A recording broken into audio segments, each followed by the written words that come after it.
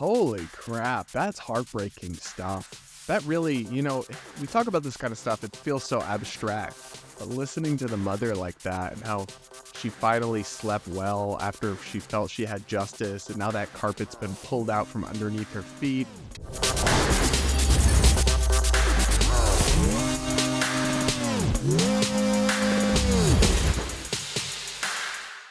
Hey guys, welcome back to the Base Politics Podcast. I'm Hannah Cox with Brad Polumbo. This week, is the Texas governor soft on crime? Are cheddar cheese biscuits going extinct? Is it okay to show emotions? And a controversial Reddit post. Let's jump in. Brad, I am very excited to talk about our first topic. I am a criminal justice reform warrior, and I am typically very pro-pardons, but this is quite the scandal that is developing in Texas over the past couple of days. The governor there, who is a Republican who likes to appear very tough on crime and who has not really issued very many pardons throughout his career, has decided to pardon a very controversial person who was convicted a couple of years ago for killing a protester at a Black Lives Matter rally. Can you read the summary of this case and what exactly happened as a quick refresher before we get into the pardon? Yeah, so I had heard about Daniel Perry. His name has become a little bit well known because of this story, but I hadn't exactly been familiar with all the details until I read about it. We looked it up to discuss today. But for folks that don't know, here's a refresher on his case that comes from the statesman.com.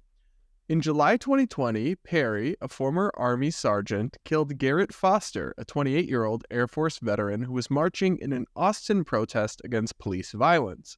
Foster was legally carrying an AK-47 style rifle. His goal, he had said, was to protect marchers. Perry, driving an Uber, ran a red light and drove into the crowd. He, too, was legally carrying a firearm. When Foster approached, Perry shot and killed him. Perry later claimed self-defense, but no witness ever stated that Foster aimed his weapon. Records later released by the courts showed that Perry had texted numerous racist fantasies about killing minorities and Black Lives Matter protesters. "I might go to Dallas to shoot looters," Perry wrote in one text. The DA, Jose Garza, prosecuted the case after a grand jury heard arguments and found enough evidence to bring Perry to trial.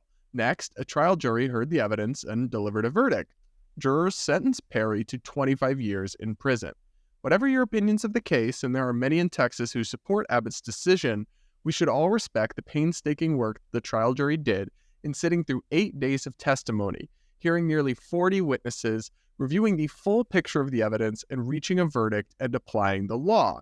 And if the defense had a problem with the jury's verdict, our legal system provides for an appeals process. Abbott didn't even allow for this possibility, announcing his wish for a pardon less than 24 hours after Perry was convicted. So let's pause there and just kind of discuss briefly, Brad, what was your general take on the case? I remember having pretty strong opinions about this, and full disclosure, the guy that he killed was, I think, pretty active with the Libertarian Party in Texas. So I remember at the time I had a lot of mutuals with him and people who were weighing in about this incident. So I probably do have a little bias around my perceptions of the case, but as I remember it seemed pretty cut and dry. This guy had a Black fiance or wife. He felt very passionate about going to the Black Lives Matter protests to stand up against racial profiling and police brutality, and he went there with the intention of making sure that others around him were protected and safe, because as you remember, not only were there people in these crowds who were often acting unruly and burning down businesses and rioting, but the police themselves were completely out of control. Throughout the summer of 2020, they were quite abusive to many protesters. There were incidents of them even shooting members of the media with like air rifle kind of pellets. Like, it was getting kind of crazy. So I understand why someone in his position, someone who was a libertarian, who was personally involved in this issue, felt the need not only to show up, but to look out for others around him. And by all intents and purposes, it seems that he was a very peaceful person and that he was not trying to in any way be an agitator. Whereas Perry, the person who was convicted for his murder, as we'll get into, there was ample evidence to suggest that he very much went there looking for a fight. He drove into a crowd of people, which was, right then and there, completely illegal. I don't understand how anybody could employ a stand your ground law, which, by the way, I very much support as a Second Amendment believer and supporter. Like, absolutely, you have a right to self-defense. If somebody is threatening you, you don't have to flee. You should have the right to stand your ground and protect yourself. It's not standing your ground when you plow through a whole bunch of people. That is very, very different. You were the agitator. You were no longer in a position of self-defense. So those were my general takes on the case long before the jury even reached a conclusion. I'm curious if you have any like difference with me on that. No, I not really. I initially didn't. I had no connection whatsoever to this case, and initially I thought, is this similar to like the Kyle Rittenhouse case? The Kyle Rittenhouse case, for folks that don't remember, is this kid who brought a gun and went to a BLM protest he shouldn't have been at, and I think that was reckless. But in the moment, the protesters attacked him, and he defended himself and shot and killed 2 people, I believe. And he was ultimately found not guilty because of self-defense. And I was wondering, okay, is this a similar scenario where somebody perhaps makes unwise decisions, but then in the moment is earnestly engaging in an act of self-defense? But the more I learned about this case, it really didn't seem that that was the case at all, because not only is there a lot of evidence that Daniel Perry basically wanted to kill a BLM protester and went there looking for trouble and looking for a fight, whereas Kyle Rittenhouse went there to protect businesses from being looted. That's a very different framing from the beginning.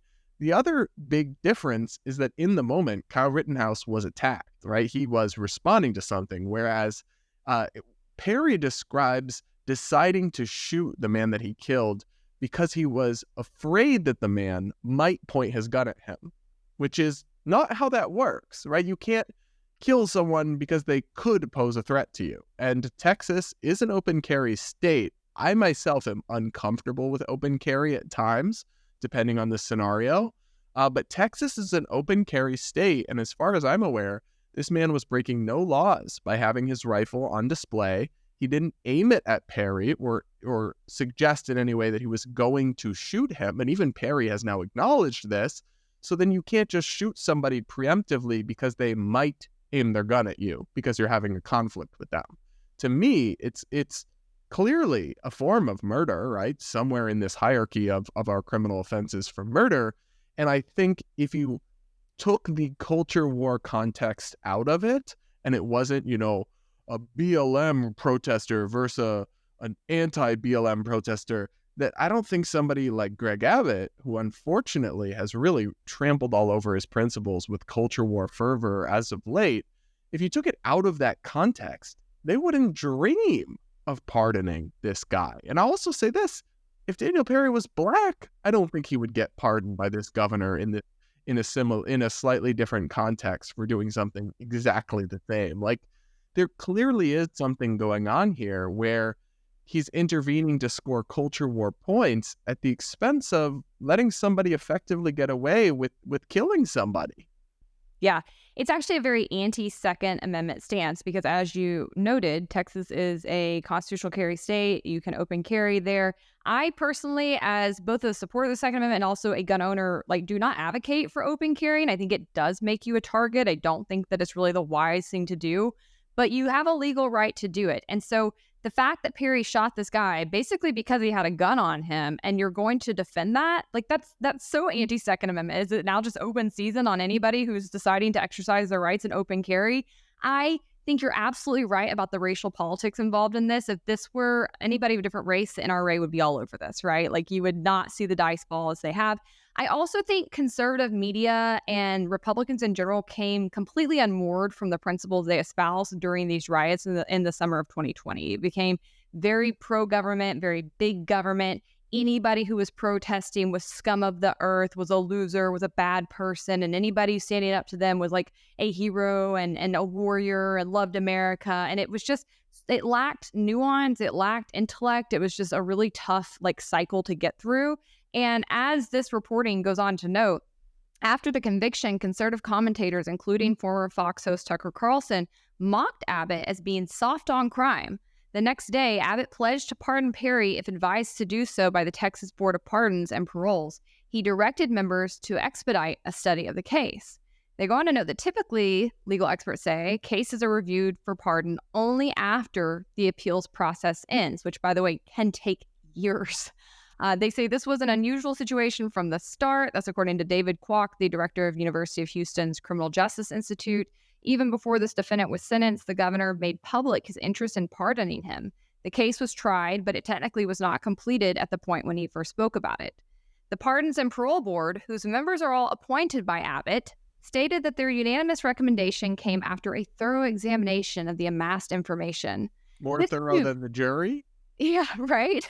And no like political incentives there whatsoever. All of these people are literally appointed by him, serve at his pleasure. So is it really surprising that they're going to rule how he wants them to rule in this very serious Well, review and of I'll the just case? add one quick point, is that with exceptions, of course, juries tend to get things right more than political bodies, right? When you put a dozen Americans on a jury, more often than not in these high-profile cases in the last several years, they've gotten the right call. I think Kyle Rittenhouse was acquitted. I think Trump's going to be acquitted in Manhattan in the Alvin Bragg case, which is not legitimate.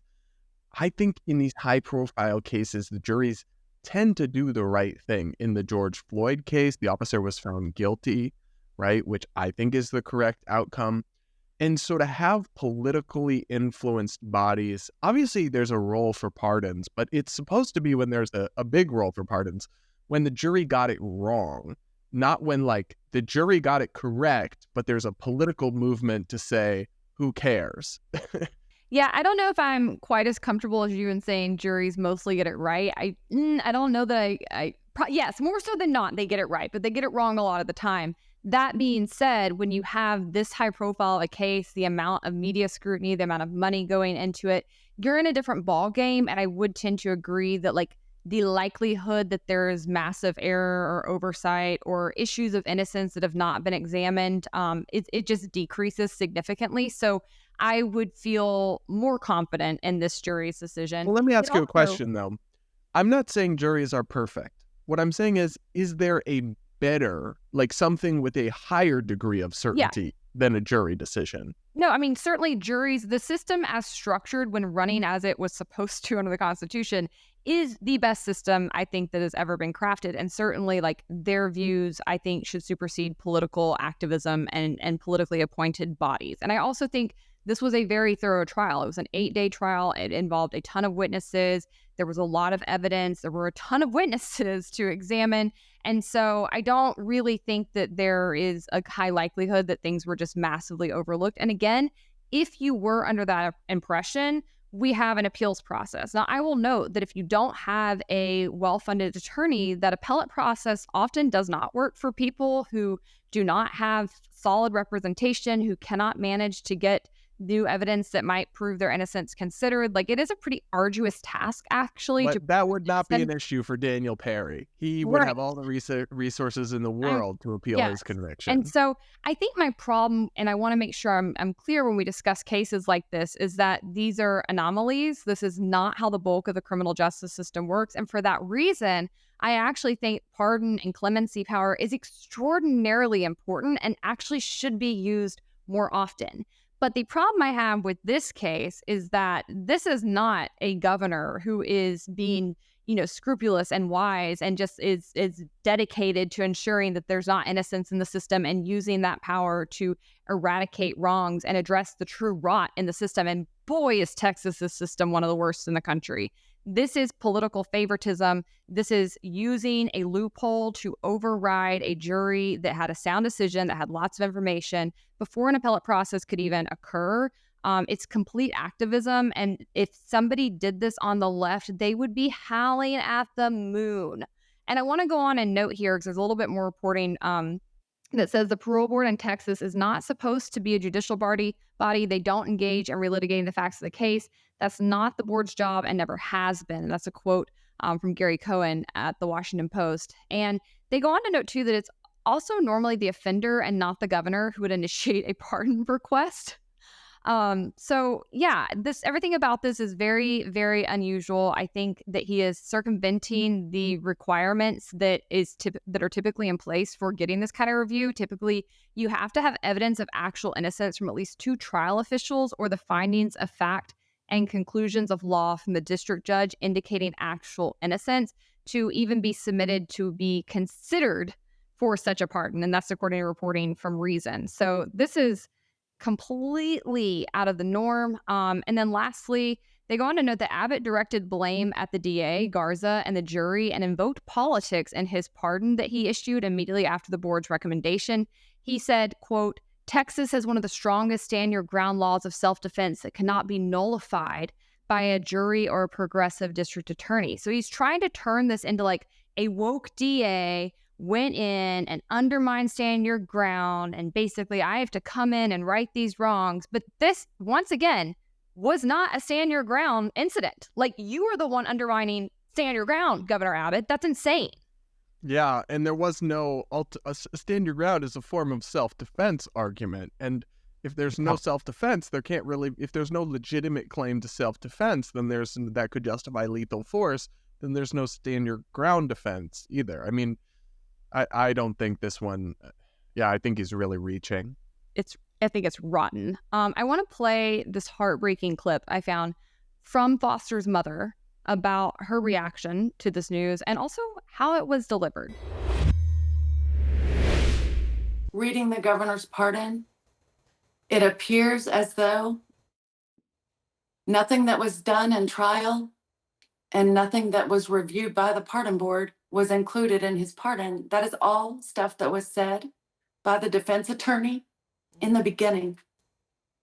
It's not anything that the pardon board discovered. All of that stuff was debunked at trial. Everything the governor put in his pardon letter was proven wrong during trial.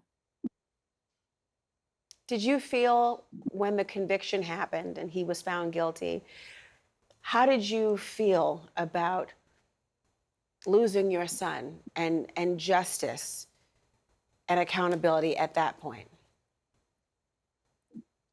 When they announced that he was guilty, Yes. that was a relief. That was a relief, and I've slept better that night than I had in nearly 3 years. And I woke up the next morning and it was so peaceful. And then I literally was basking in peace that morning and thanking God that we finally got justice. And then I got a text message from my friend telling me about the governor's tweet. And I thought, there's no way he would actually do that. There's no way he's actually gonna do that. And then here we are. Is that how you found out? You mean this is the way that you found out through a tweet that the governor's office didn't contact you or you didn't have the advance notice? No, it was through a tweet. When I found out that my son was murdered, I found out by Whitney's mother. The authorities didn't even contact me, his next of kin. I had to find that out from his wife's mother. And my daughter had previously already learned it on Facebook. So nothing involving this case is normal. Holy crap, that's heartbreaking stuff. That really, we talk about this kind of stuff, it feels so abstract, but listening to the mother like that and how she finally slept well after she felt she had justice, and now that carpet's been pulled out from underneath her feet, it's horrible. Yeah, it's just pretty cruel. And honestly, it's infuriating to me because in all my years of criminal justice reform, I've worked with a lot of Republicans, many of them on my side, but many of them, stand up against me and some of the things I was trying to enact. And I have always worked closely with victims and victims' families in that work. And what pisses me off the most is that they get used by pawns by people like Abbott, right? They will always use victims and their families as scapegoats for why they don't want to enact criminal justice reforms and why they need to be so tough on crime, even when those families are often saying, this doesn't help us, this isn't working for us, and instead we need this, instead we would appreciate this.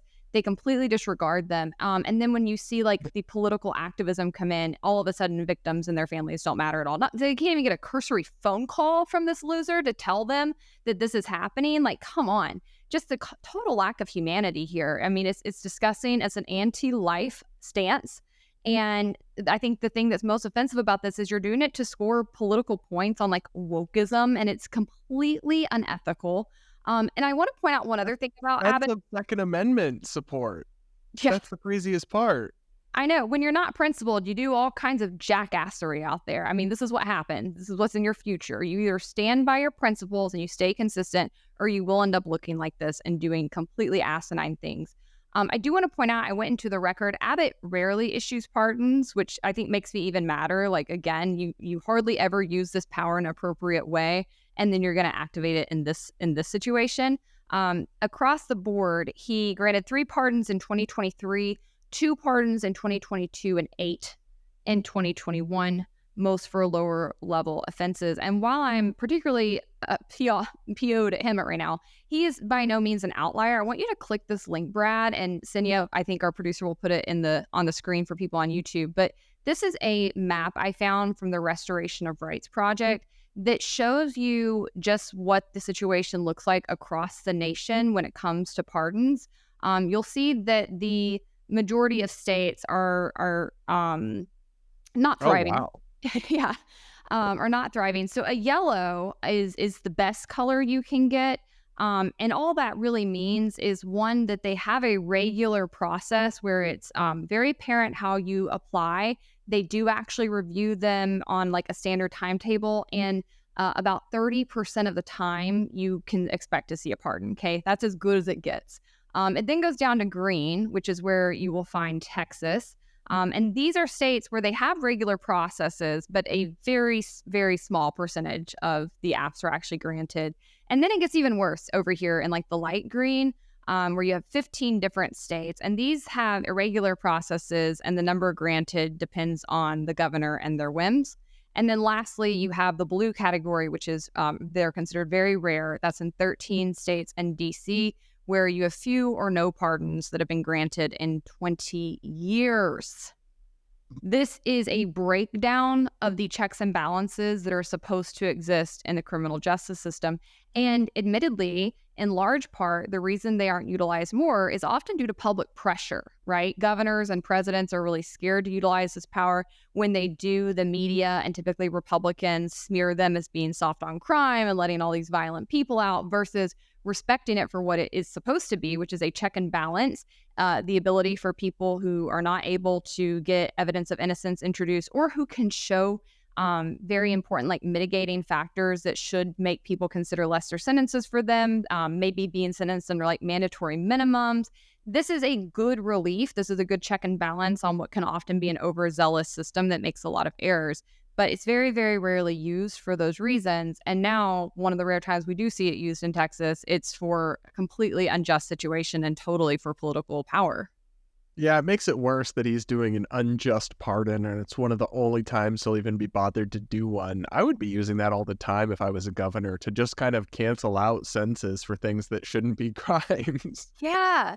And ironically, like, Trump, I think, did better than most in recent years. He actually utilized it a good bit and used it in some really important good ways. Like Alice Johnson, most famously, is a woman that he granted a pardon to, who had been put in jail for life for a nonviolent drug crime that she kind of got caught up in when she was dating a guy that was a drug dealer. And so I really do feel like this can be done in such an amazing way, and especially by conservatives from a viewpoint of like limited government, checks and balances, individual liberty, like checking the state. And instead, they shy away from it until it's just completely self-serving, as this seems to be. So shame on you, Governor Abbott. I think this is disgusting. But as a whole, I do want to push for more pardons along lines that actually make sense and in ways that are truly in keeping with the Constitution. All right, on to lighter subjects. Brad, I don't know. I have to ask you, do Yankees have Red Lobster? I think we do, but I have never been to one. Oh, well, you better go soon, because the ability to go it's going downhill, and it might be gone soon completely.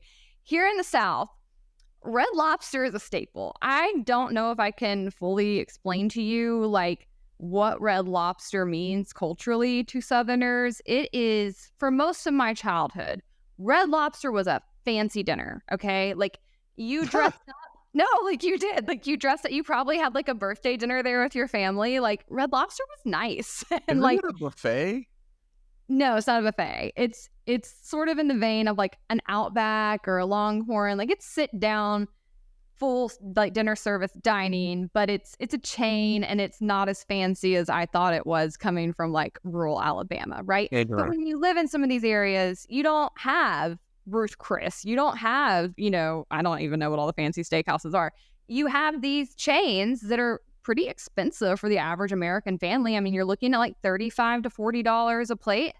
So you got a family of 4 or 5, 6 people like we did, like that's a fancy dinner. So I loved Red Lobster. You go in, there's this huge case of lobsters, which in recent years, as I've become more of an animal rights activist, has started to bother me a little bit. But as a kid, I thought it was very cool because you could see the lobsters you were about to eat.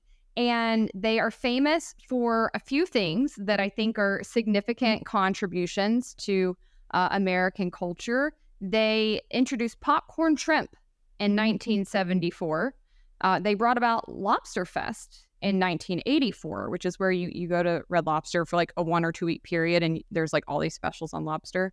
And then they introduced what they're most famous for, which is the Cheddar Bay biscuits in 1992. And Brad, this is what I must implore you to try to get your hands on before it's too late, because these are some of the best. Maybe. I don't eat any seafood, so I wouldn't ever go there. Yeah, you need to go just for the biscuits. Like it's get some biscuits. Yeah, it's a movement. Like people go for the biscuits. They are phenomenal and they are bottomless. So it's what they're known for.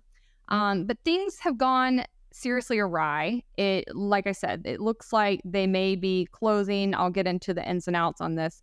But they've shuttered a number of stores post Mother's Day, and they are filing for bankruptcy.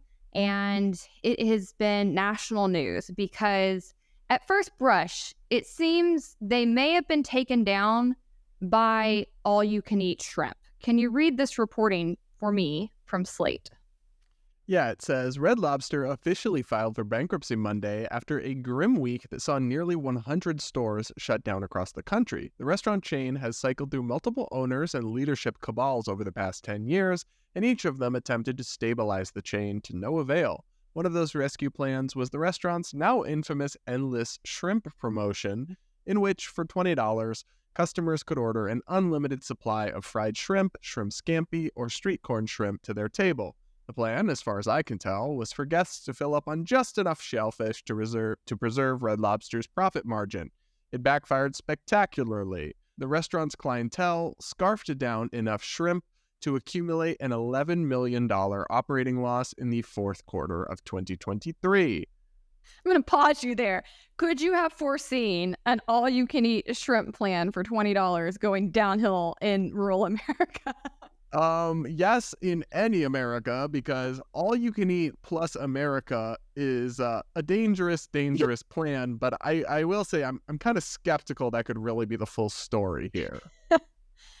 That sounds like the kind of thing that like media, like journalists love to grasp at simple explanations. But that sounds like a super oversimplification, as if one menu item really could have caused a whole $11 million operating loss in a quarter. It's got to be bigger than that. You're right, it is, but indulge me for a minute because this is just flat out funny to me. Like I hope others think it's hilarious because I was just cackling as I was reading this report. Slate goes on to say there was also the fact that when parties arrived at Red Lobster looking to pig out on a barge full of shrimp, they simply wouldn't leave. Burke, who's a waiter they're talking to, his experience serving a man who put away 16 servings over the course of 2 hours was actually mild compared with some of the other stories he'd heard. Josie, 19, another server who also asked to be anonymous, was working at a now shuttered Kansas City Red Lobster where she watched a solo diner take down 30 orders of fried shrimp within 4 hours. According to the nutritional information on Red Lobster's website, that's something like 14,100 calories. You had groups coming in expecting to feed their whole family with one order of endless shrimp, Josie said. I would get screamed at.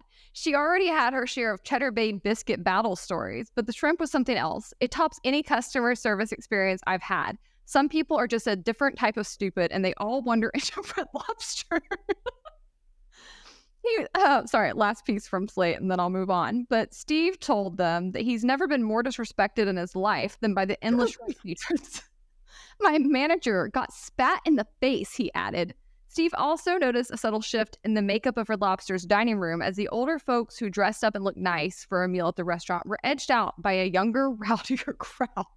I'm sorry, all of it's peak America. It's so predictable. And I just have to say, as a former waitress myself, like, I stand in solidarity with these people. It is crazy the way people behave at mid-level chain restaurants. Like, the shenanigans I witnessed at Outback Steakhouse in my life, not in just one, but two cities. I worked there in Anderson, South Carolina, and in Nashville, Tennessee. People wild out. Like, I can't imagine going in and getting bent out of shape over like the amount of free bread I'm getting. But like, I feel like people who are just like right on the edge, right? They're like just been pushed to the brink. Those are the people that go and eat at Outback or Red Lobster, and then they just lose it on the staff. And I just want to say, it's not okay. It's not okay to be abusive to service staff. It's not okay to conduct yourself in this way. Like, please stop. No, definitely not okay. But also, I'll just point out that it especially sucks with the endless serving style thing, because if it's $20 and all you can eat, and these people are staying there for hours and hours and hours, the server's still just getting tipped on $20. They're still getting a $4 tip, right? Like, so they're essentially having to deal with these people and not even being compensated accordingly. Because, like, say that you have a party of like 12 come in, right? And that's a big pain in the ass for a waiter to deal with, a huge table like that. Okay, well, they're also getting a much bigger tip on a $250 bill, $300 bill. I don't know, whatever the restaurant price range is. It'd be a big bill, so a bigger tip. With all this endless stuff, they're just not even making much in tips, despite having to deal with these people who seem unhinged. Yeah, there's actually, and I wanted to make sure to emphasize this part of the story, I think there's a lot of like, maybe not victims, but sad people that are impacted by this. Like, obviously the servers, yes, their tips were going down. That's discussed in the article. They were also suffering abuse in these restaurants. And now they're losing their jobs. Like, many of them talked about being asked to work on Mother's Day and then being fired the next day, like, basically because their restaurants were going bottom up. And there's just a level of cruelty and inhumanity in that. I think there's a lot of abuse that waiters suffer in restaurants, both from patrons and often from the people running them, which I've just had a very bad experience. A lot of restaurant owners, they also seem a bit unhinged sometimes. And so when you think about Mother's Day, like, you're not given an option if you work holidays, right? You don't get to set your schedule as a waiter. You show up when they want you to show up. And so they had to work this holiday and be with their moms, and then they lost their jobs with like no heads up. But also there was another story in the Slate piece I thought was interesting, where they profiled a guy who was 23 years old and said he was very broke, and he was basically kind of relying on a night with Red Lobster's endless shrimp to sustain him throughout the week when he didn't have enough in his account to buy full groceries or eat very much. And it's kind of a sad. That's sad. It's sad. It's a sad, I think, microcosm of what's happening in America right now. We're so often, especially in politics, like, we acknowledge things are not good, but we do it from kind of an ivory tower of like, yeah, like, things are really bad out there. I don't know how people are paying their bills. And like, that's true. But I think even when you're acknowledging that, you often are not really seeing the individuals, hearing the day in, day out stories and understanding like the real consequences of what that looks like. I have been, in one sense, very privileged in my life. Even when my family didn't make a lot of money, like, I've never had to worry about where my next meal is coming from. And the reality is that is where food prices, like what we're seeing right now, ultimately lead for a lot of people. And I think that's very, very sad. Now, I want to talk specifically more about what actually went down with Red Lobster.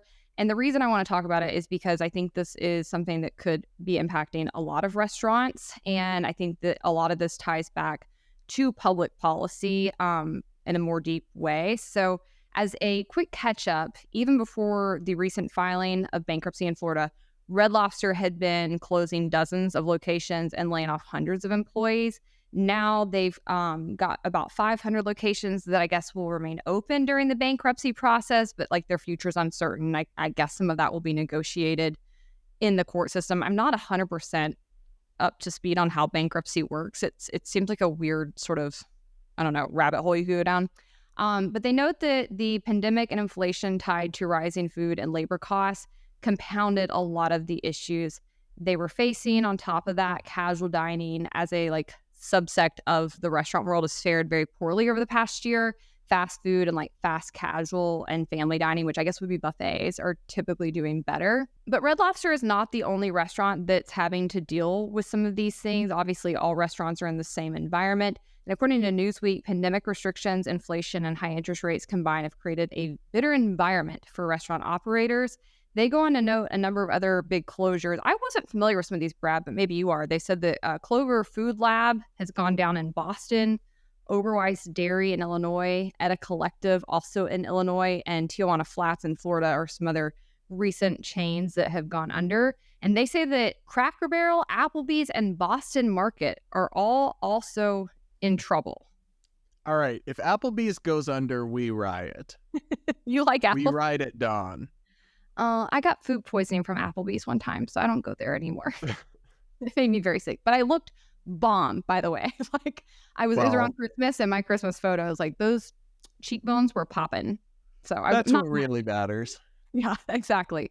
Okay, but let's get into the thick of it. So I agree. I think absolutely, like, common sense would say that definitely pandemic restrictions forcing restaurants to close had a major, major impact on many of them. Many of them have already gone under as a result of that. Also, restaurants, even without the additional issues of government, they tend to be one of the businesses that are hardest to sustain. Like, they are the most likely to go under. They're very narrow profit margins. Yes. And I think a lot of people misunderstand that. If you talk to people, they're like, I'd love to open a restaurant one day. And I'm like, have you talked to anybody who's opened a restaurant? Because I don't think most people are going to be very successful. It's a difficult environment to be successful in. So I think they're right when they point to these as existing problems. And then you add inflation, you add like the difficulty restaurants are having getting work, having to pay more for that work, a lot of the minimum wage laws that have gone into effect.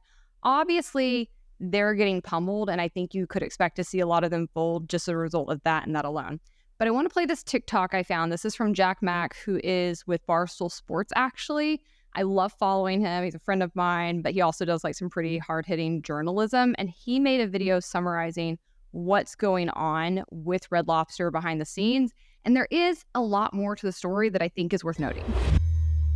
There's a lot more to the story of Red Lobster. Back in 2014, the private equity firm Golden Gate Capital bought Red Lobster for $2.1 billion. Now, they didn't buy Red Lobster for the endless shrimp or the lobster. They bought it for the land that Red Lobster owned. Now, Golden Gate Capital, a private equity company, is massive. They deal with billions upon billions of dollars a year. But still, they wanted to see a return on their $2.1 billion investment. So they forced all of the Red Lobsters to sell their land that they are located on to another company that Golden Gate Capital is involved in, probably owns, and they sold all of them for $1.5 billion. The Red Lobsters are still there. They're still on the land that they just sold for $1.5 billion to themselves, essentially. They then leased back the use of the land to these Red Lobster franchises and then increased their rent to an above market price. As pointed out on Twitter by Trung Fan, I apologize if I said your name incorrectly. Previous private equity owner sold land and leased it back to Red Lobster at above market rates. Now at this point, Golden Gate Capital has achieved what they came here to do. They bought the company for $2.1 billion. Hedge fund needs to make the money back, so they sell the real estate of all the places, make $1.5 billion. To make the remaining money back, they lease the Red Lobsters to the same company at a much higher rate than the market should be. This puts Red Lobster in debt, the company of Red Lobster, not the private equity company anymore. At this point, Golden Gate Capital has essentially made money on their investment. But that doesn't mean they're finished with Red Lobster yet, because it's still a valuable brand. And there's going to be somebody out there that may want to buy it, may want to get involved in American casual dining. And that's exactly what happened when Golden Gate Capital sold off Red Lobster, just the chains. Because they have the real estate. They have what's valuable.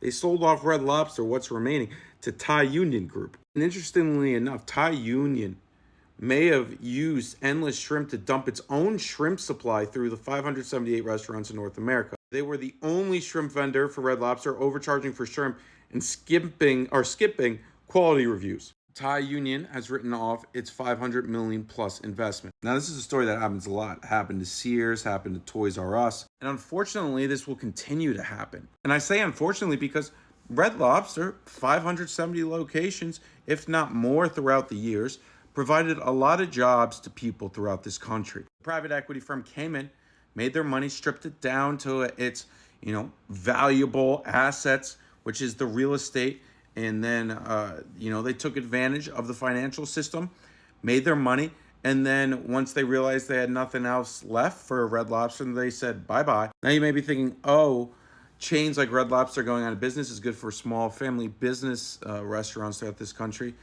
Yeah, maybe for those that remain, there's more chains than ever. And that was because what happened in 2020. Most restaurants, family-owned restaurants, did not make it.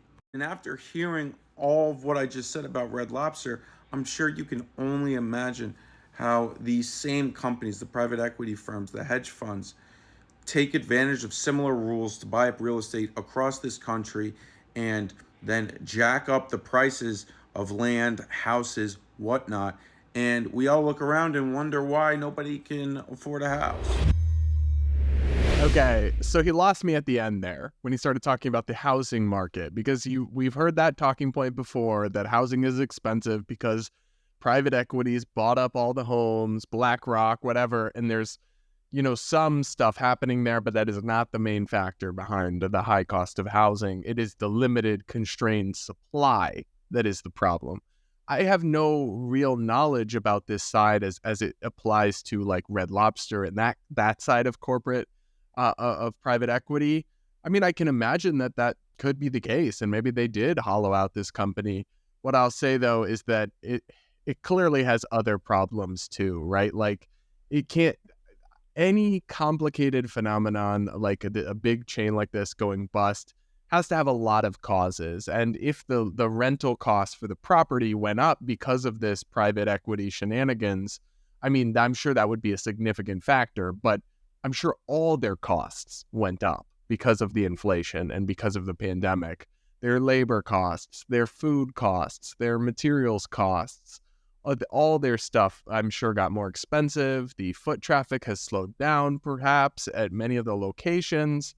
I'm sure there's a million things that went into it. And, I mean, he kind of makes it sound like the I don't know, he takes it a little far for me, like private equities going around and destroying all the chain restaurants that create jobs. Like, that might have happened in this case, but there's no shortage of private of chain restaurants for people to work at. I mean, look around outside. That's not the reason that some people are struggling to find gainful employment. We actually have a decent employment rate. We've had a lot of people drop out of the labor force.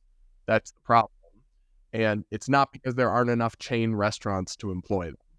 Well, I mean, actually the opposite, right? The chain restaurants and all the restaurants are having so much of a hard time finding people to work, maintaining their workforce. The people that they do get in there to work are then overburdened. They're having to take on more tables because they're strapped for workers. So I wanted to discuss this because I thought the narrative that they went out of business due to bottomless shrimp was hilarious. And then I saw this other narrative start to seep in. And it bothers me because I think increasingly there is this left-right coalition of populists who want to demonize business and finance and like titans of industry, right? And I don't really think that's the main problem. Was that a bad deal for Red Lobster that they entered? Yeah, it doesn't sound like the best decisions that they were making, but probably they entered into that deal because they were already running into issues. They needed somebody to buy them out. They needed to be rescued in the first They place. were already in a lot of trouble. That's why they took that deal in the first place.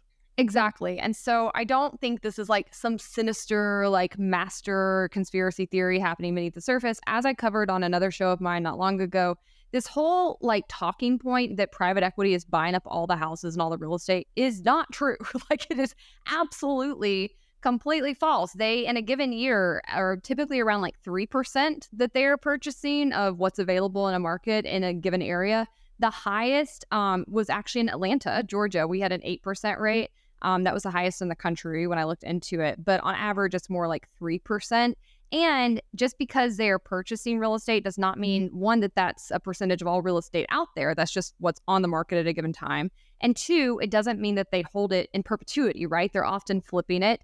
and looking to, redo it, sell it, make a profit, keep it moving. So this is becoming a very, very dominant talking point across multiple issues. And I just think it's important to debunk, because the ultimate goal, I think, with many political entities that use this talking point is they want to create this sort of like classism, us versus them, the businesses are the bad guys, because then they have the political muster they need to pass all kinds of regulations, to use antitrust against these businesses, to go in and break them up, to take more control of the market, and that is their end goal. So even don't though fall in for it. the case of housing, that the massive government intervention restricting the supply and bringing up Yeah. costs is literally the problem. The problem. And when it comes to restaurants, like as a whole, the problem is high labor costs. You're making it so expensive to hire Americans. It's becoming impossible as AI is rapidly creating more and more ways where you don't need to hire people. So you're going after an industry where jobs are already going to become increasingly obsolete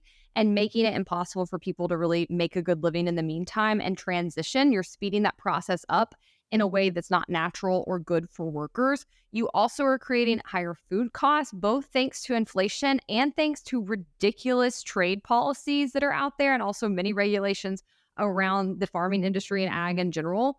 You also have energy costs that are going through the roof thanks to Biden's energy agenda, which is completely backwards. I mean, you could go on and on, right, about the number of government policies that are making it so difficult for restaurants to succeed. And I think way down here on the like very bottom of the list is the problem of like private equity buying your real estate and then leasing it back to you at a higher price. Like, yes, that's probably a bad deal. Don't get in a situation where that's your option. But there's all these other things that are coming before that, long before that, that really need to be addressed. And I don't see them anywhere in the reporting of this whole Red Lobster breakdown. So moral of the story is government's the problem per usual, and better go get a cheddar biscuit as soon as you can. I'll have to try it before they go under. I got to figure something out too, because I would like one more, but I don't think I can eat them due to my gluten allergy now. So I don't know. Maybe I have to like figure out the recipe or something, because they really are that good. All right, Brad, I want to take you on to a non-political subject, but one that I think is important. I have two pieces of media for you to consume before we discuss this. The first is a video by the controversial Twitter account, Libs of TikTok. If you could watch this and then describe for our audio listeners what you're seeing here. Oh.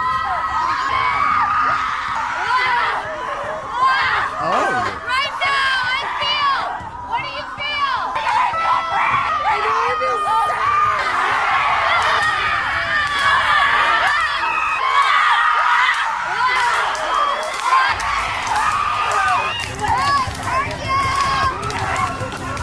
Give it to them! What are they trying to take?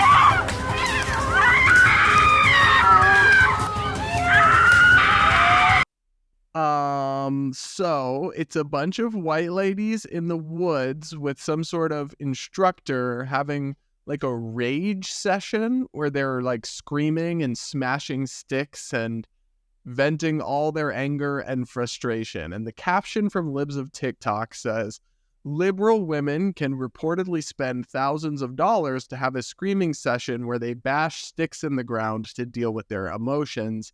I saw it, so now you have to. And I will say I did try to look this up, and I couldn't really find anything confirming that anyone's paying thousands of dollars to do this.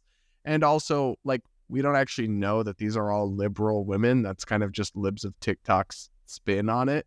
They tend to, that account is not the most reliable source of information.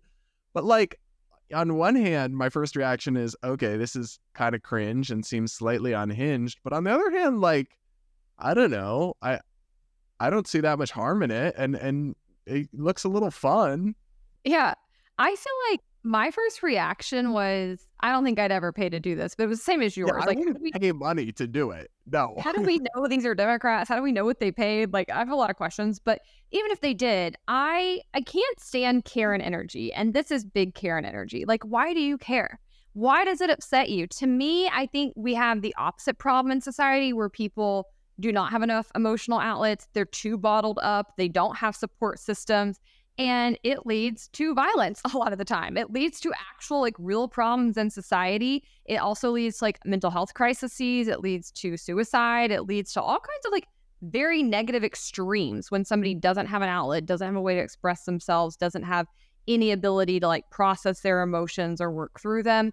And I think for women especially, like we are actually, I'm not going to say this for women especially, for both, and I'll get to the men in a second, but for women, we are suppressed emotionally because it's used against us, right? If you show emotions, you're emotional, you're weak-minded, you can't be trusted, you shouldn't have leadership positions. And so I think a lot of women have gotten the message of like, you have to act tough at all times. You can't show vulnerability. You can't show weakness. You can't express yourself. You can't show anger even, because when you show anger, it's seen as like you're just this angry feminist who hates men. So when I saw this, my reaction was good for them. And then very shortly after that, I saw the next piece of content I want you to read for us, also on Twitter, pertaining to men. Okay, this says, I keep seeing posts about women getting the ick, which means losing romantic interest, when men cry and ... Has anyone considered that those individuals might just be sociopaths? LOL. One of the reasons I let myself fall for my now ex-husband, was that he cried in front of me. It was so intimate and tender. WTF, y'all. I don't think I think a lot of women have that preference, and they're not all sociopaths. For sure. That seems like an overstatement. Well, where do you think that comes from, though? Like, and I'm curious, I mean, I know, like, maybe it's different in gay relationships versus heterosexual, but, like, I want to unpack that for a minute, because I think a lot of women do have that reaction. I've even talked to a lot of men that have explained to me, like, their experience trying to open up with female partners and even showing emotion and, like, being rejected and it being a turnoff to them. And I think women need to, like, take a step back and look at that, examine that, because I'm not saying you're a sociopath, but like that's a conditioning that's not really natural. Now, I don't think anybody wants to be with someone who's just crying and blubbering all the time, men or women. But like to me, a man who can't show emotion, that's a red flag, actually. I would have issues with that. Yeah, no, I agree. I don't think it's a good expectation that a lot of women have. I just don't think it makes them a sociopath. But yes, I also think, though, there can be the opposite extreme of it would be fair for somebody who's an emotional puddle and isn't at all stoic. That I can understand why that would not be attractive, but you don't want a man who's, or you shouldn't want, because they're probably not emotionally very healthy, a partner who is afraid to show emotion in front of you. I would say that is bad, but I would say a lot of that comes from men have wrapped up in their idea of what it means to be a man, this idea of being stoic and not expressing emotion, keeping it all in and I think there's a piece of that that's actually valuable, and that it's important to maintain control of yourself and self-discipline, but you don't want to push things down and cut yourself off from your emotions and all that, because that can become unhealthy as well. So yeah, I can see that that's not the greatest expectation that a lot of women have for men, but I also think men, it's not just women having that expectation for them that prevents them from showing their feelings. It also comes from their own baggage about masculinity and manhood. Yeah. Do you feel that? And do you feel like those standards are any different between like heterosexual males and gay males? Like, do you think Yeah, definitely different. I don't feel that, no. Yeah. I think this actually, it bothers me. I feel really bad for men that they have this experience, because we know they have even less of a support system on a whole as compared to women. And they have fewer friends. They have fewer ability to open up to their friends. They report, even when they have close connections, like an inability really to open up to them and get the same emotional support from them as women often do from their friends. And I think this is not healthy as a society. I think this is really, I think it's made up. I don't think there's any reason that men should have fewer emotions or a smaller range of emotions than women. I think, like you said, it's important to have self-discipline. It's important to not hurt people because of your emotions. It's important to be regulated in your emotions. But there's a big difference in that and not being able to show emotion whatsoever. To me, a man who's capable of showing emotion is more confident, more sure of themselves, a better communicator often, is going to be more empathetic to my emotions. Like, it's actually a very good, healthy thing. And I hate that we are, as women, often like pressuring men to be very to themselves and not have those same outlets, especially when it comes like, your romantic partnerships who you should be able to lean on. So I think everybody needs to do better on this front, actually. I think it's okay to show emotions, and I really hate these narratives. Okay, we're moving on to our last subject. Brad, there's a very controversial Reddit post making the rounds. I stumbled upon it. I had a reaction to it. I left a comment. Commenters are very mad at me for my reaction. So before I give it, I'm going to let you read the initial post and then tell us your thoughts on it. Okay, so this is from a Reddit thread called r/marriage. It says, title, "Wife won't let me see my dying ex."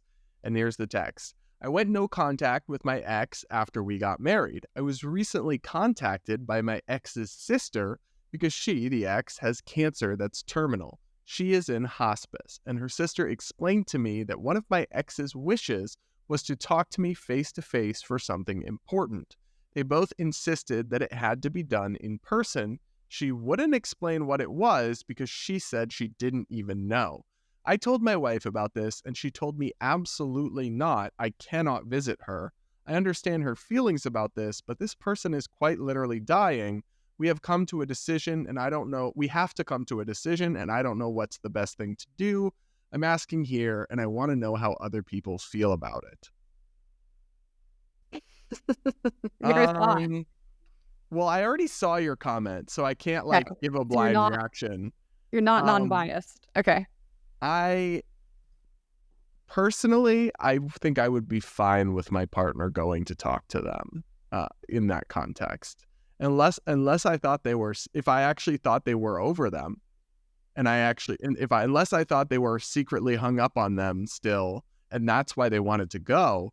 But like, what if she has something important to tell you? What if you have a kid you don't know about or something? What if she has money buried somewhere? Like, I don't know.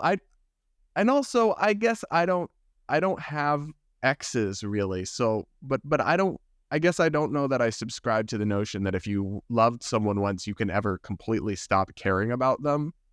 And if somebody's dying, I feel like wanting to say goodbye to them. I don't know. I personally wouldn't have a problem with my partner doing it unless I felt insecure that they actually were still in love with them or something. Then I might. But just generally speaking, I don't know. I can't imagine condemning my partner to that curiosity of like, well, what did they want to tell me and I'll never know? That would bother me, right? Especially because it could be something important that you'd never find out about. Okay, that's all fair and valid. My thought process on this is I want to unpack it a little bit. I do have a lot of exes, and some of them I'm still friendly with. Others, like, I have a no contact policy with. As he says, he has a no contact policy with this ex. In my experience, you don't typically have no contact policies with healthy, sane, normal people. You have them with narcissists, with abusive people, with manipulative people, with people who don't respect boundaries, with people who disrespect your relationship, or with people who are generally mean to you. So right then and there, to me, that is an important bit of context. Everybody's making this about like the trust issue, right? Like they're dying. I'm like, that would not be a problem to me. I wouldn't be with somebody, period, if I thought they had feelings for anybody else, if I thought that they were a threat to cheat, if I thought that that was like, on the table. So that to me is not even part of the calculation. It's more of just like a respect issue. And so what I thought was so interesting on this is the way it was initially posted. The original poster was just like, the wife is inhumane and creep and a bad person and all these things. And then most of the comments were agreeing with them. I weighed in and said, just from a different perspective, not even saying if I would want it or not, but like if I was in his shoes, there would be no reason for me to breach the subject with my spouse. It would just be inappropriate to ask me that, and it would be an immediate no. And if you have something you need to tell me so badly, write it down, put it in a letter, put it in a text. Why do I need to drive and go out of my way to see you? Like that to me is very manipulative, very narcissistic, and probably somebody who's trying to like get some drama, get some last reaction out of you, because that's what narcissists and manipulators do. So to me, it's just lacking in discernment. And also, if and when you found out your spouse did have an issue for whatever reason, like your responsibility is to your spouse. That is the person that has the most value in your life. That is the person that you have a duty to. And so I would not do anything that would make my spouse uncomfortable. Like not just in this situation, like it is just common respect to like talk to your spouse, see what they're comfortable with, and then to protect your marriage. And so when I saw this and saw the number of people that were like completely deriding her and saying like, I leave her, I would never, I don't have to ask for permission, I do what I want. My thought was like, I see why we have so many divorces in this country, because this is just, as a kid of a 40-year plus marriage that has been successful, and as a person who has many successful marriages around them, like, that is not the move. That is not the mentality. That is not what marriage is about. Marriage is about like self-sacrifice to one another, putting them before you. Like, I cannot fathom having that reaction. But people were very mad at me for saying that I would be an immediate no on this.